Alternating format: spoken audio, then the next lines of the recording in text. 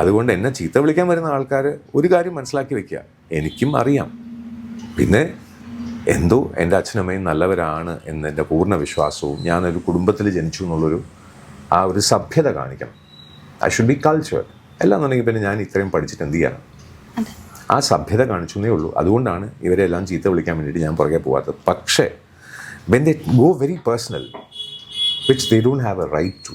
ഇപ്പോൾ കുഞ്ഞെന്തിനാ മുടി നെറ്റി വളർത്തിയ, കുഞ്ഞെന്തിനാ പൊട്ട് വെച്ച് എന്നൊന്നും എനിക്ക് ചോദിക്കാൻ അധികാരമില്ല. ഇറ്റ്സ് യുവർ ചോയ്സ് അല്ലേ? ആ ചോയ്സിന് ഞാൻ റെസ്പെക്റ്റ് ചെയ്യുമ്പോൾ ഞാൻ നല്ല മനുഷ്യനായി. അപ്പോൾ മറ്റവരെന്തായി എന്നുള്ളത് മനസ്സിലായില്ലേ? അത്രയേ ഉള്ളൂ. ഇപ്പൊ ഈ കമന്റ്സ് ഒക്കെ എപ്പോഴെങ്കിലും ചേച്ചിനെ ഭയങ്കര ഹേർട്ട് ചെയ്തിട്ട് ചേച്ചി ഭയങ്കര ഡൗൺ ആയ സിറ്റുവേഷൻസ് ഉണ്ടായിട്ടുണ്ടോ? കുറേ ഉണ്ടായിട്ടുണ്ട്. അതുണ്ടായിട്ടുണ്ടെന്ന് പറയാൻ കാരണം ഈ കമൻറ്റ് ചെയ്യുന്ന ആൾക്കാർക്ക് കുടുംബമില്ലാന്ന് തോന്നുന്നു.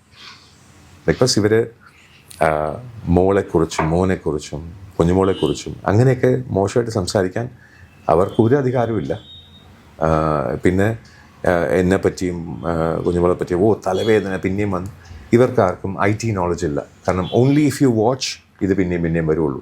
ഞങ്ങളുടെ വീഡിയോ വരുന്നുണ്ട് എന്നുണ്ടെങ്കിൽ നിങ്ങളത് കണ്ടു എന്നർത്ഥം. സോ ഈ അൽഗോരിതം പോലും മനസ്സിലാക്കാത്ത, IT ഇൻഡസ്ട്രി എങ്ങനെയാണ് വർക്ക് ചെയ്യുന്നതെന്ന് അറിയാത്ത, മെറ്റാവേഴ്സ് എങ്ങനെ വർക്ക് ചെയ്യുന്നതെന്ന് അറിയാത്ത, സോഷ്യൽ മീഡിയ എന്താണെന്ന് അറിയാത്ത കുറേ കൊച്ചു പിള്ളേർ, അത് അവർക്ക് മറ്റേ എരിവ് നാട്ടിൽ തേച്ച് കൊടുത്തു കഴിഞ്ഞാൽ കിടന്ന് അല്ലെങ്കിൽ ഓന്തിന് മുക്കപ്പൊടി എന്ന് പറയും, അതുപോലത്തെ ചില തുള്ളിച്ചാട്ടങ്ങളാണ് ഇവർ കാണിക്കുന്നത്. It's okay.